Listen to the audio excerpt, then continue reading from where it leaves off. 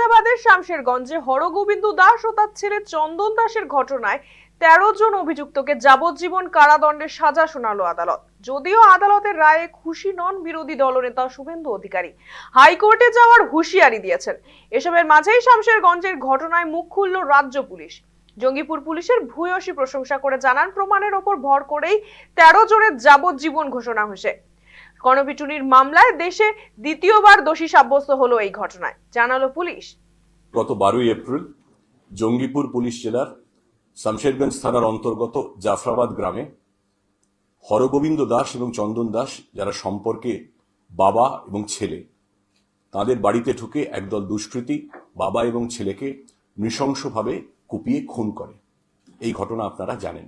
ঘটনা ঘটেছিল 12 এপ্রিল এই বছরের। এই ঘটনার তদন্তে রাজ্য পুলিশের তরফে একটি বিশেষ তদন্তকারী দল বা স্পেশাল ইনভেস্টিগেশন টিম তৈরি করা হয়, যার নেতৃত্বে ছিলেন ডিআইজি মুর্শিদাবাদ রেঞ্জ সৈয়দ ওয়াকার রাজা।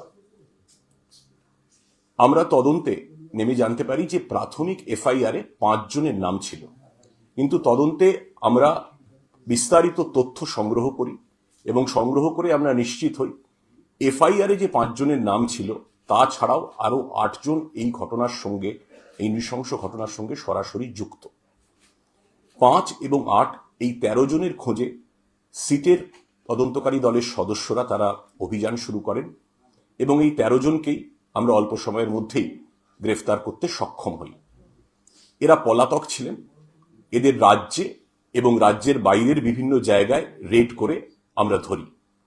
ওড়িশাতে রেড করা হয় ঝাড়সুগুড়া, ঝাড়খণ্ডের পাকুড়, বীরভূমের পাইকার, হাওড়ার বিভিন্ন এলাকা, হাওড়া কমিশনারেট এবং হাওড়া রুরাল এলাকা, ফারাক্কা এবং মুর্শিদাবাদ এবং জঙ্গিপুর, এই 2 জায়গার বিভিন্ন প্রান্ত থেকে আমরা এই 13 জনকে গ্রেফতার করি। 56 দিনের মধ্যে তদন্তকারী অফিসার তদন্ত শেষ করে চার্জশিট জমা করেন আদালতে এবং বিচার শুরু হয়। এই 13 জন অভিযুক্তকেই মাননীয় আদালত দোষী সাব্যস্ত করেছেন। তদন্তে আমরা প্রাথমিকভাবে সিসিটিভি ফুটেজ খতিয়ে দেখি।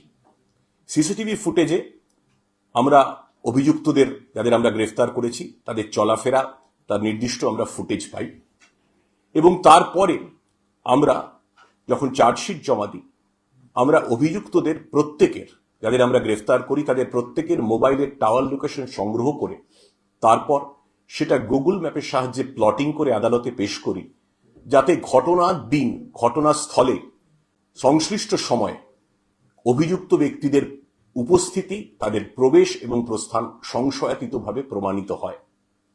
এছাড়াও তদন্তে আমরা সাহায্য নিই গেট প্যাটার্ন অ্যানালিসিসের। যখন অভিযুক্তরা আমাদের পুলিশি হেফাজতে ছিলেন তখন আদালতের অনুমতিক্রমে আদালতেও তাদের গেট প্যাটার্ন অ্যানালিসিস হয়, তাদের হাঁটাচলা করিয়ে দেখানো হয়। এই অস্ত্রই ব্যবহৃত হয়েছিল হরগোবিন্দ এবং চন্দন দাসের খুনে। আপনারা জানেন, যখন নতুন ফৌজদারি বিধি চালু হয় কয়েক বছর আগে, ভারতীয় ন্যায় সংহিতা, বিএনএস, বিএনএসএস ইত্যাদি নতুন ফৌজদারি বিধি, তাতে একটি নতুন ধারা যোগ করা হয় গণপিটুনিতে মৃত্যু, death due to mob lynching. এই ধারা এই কেসে যোগ করা হয়েছিল যেহেতু একাধিক ব্যক্তি এতে যুক্ত ছিলেন এবং গণপিটুনিতে মৃত্যু 103(2) 103 বিএনএস, এই ধারায় ভারতবর্ষে এটা দ্বিতীয় কনভিকশন। সৈয়দ ওয়াকার রাজা, যিনি সিটের নেতৃত্বে ছিলেন, তিনি, সেই টিমের প্রত্যেকটি সদস্য, এসপি জঙ্গিপুর অমিত কুমার শ, তাঁর টিমের প্রত্যেকটি সদস্যকে এই সাফল্যের জন্য অভিনন্দন জানাচ্ছি এবং একই সঙ্গে স্পেশাল পিপি শ্রী বিভাস চট্টোপাধ্যায়, যিনি অক্লান্ত পরিশ্রম করে এই শাস্তি সুনিশ্চিত করতে মাত্র 9 মাসের মধ্যে এই নারকীয় ঘটনার শাস্তি সুনিশ্চিত করতে সাহায্য করেছেন, তাকেও রাজ্য পুলিশের তরফে অভিনন্দন এবং ধন্যবাদ জানাই।